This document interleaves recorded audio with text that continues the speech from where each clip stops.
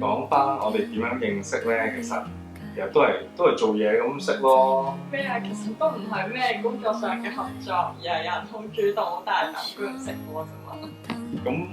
咁其實講翻我哋點樣遇見咧，其實都好傳奇嘅。咁因為當後來識咗之後咧，我哋發覺即係我再去詳細去睇佢嘅 Facebook 啦，去慢慢研究嘅時候咧，就發現原來我哋之前嗰兩份工咧都係同一間公司嗰度做嘢嘅喎，但係即係當初又唔識啦咁樣，咁所以都幾得意喎。呢啲咪叫緣分咯，尋尋覓覓，原來前一早已經安排好晒。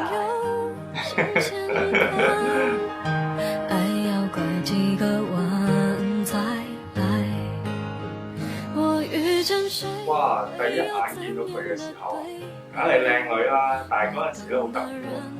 佢係打側身坐喎，打側身坐，但係塊面係對住你喎。咁跟住咧，我就同我隔離嗰個同事講話，呢個人一定好貪靚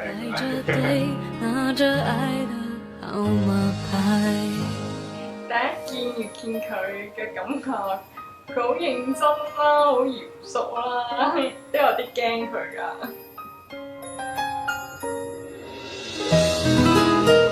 其實咧係有次係公司有啲活動咁樣啦，咁啱咧我就坐佢旁邊喎，咁我發覺佢咧笑得好開心喎，又好純真咁樣，咁所以咧有次我就鼓起勇氣，我就6、7點到啦，我未收工，咁我就打俾佢話：喂，你陣間收工打電話俾我帶你去食糖水咁樣，咁跟住佢又應承喎，係咯，咁就係咁得咗。好驚啊！間公司嘅 HR 咧就咁好嘅，跟住就成日噓寒問暖啦，又問我成間有凍親喎，跟住又問我成日翻工慣唔慣啊咁。跟住原來呢間 HR 咧佢好夜收工添喎，第一次出街都係佢話咁啱我 P 收工，佢就約我食甜品啦。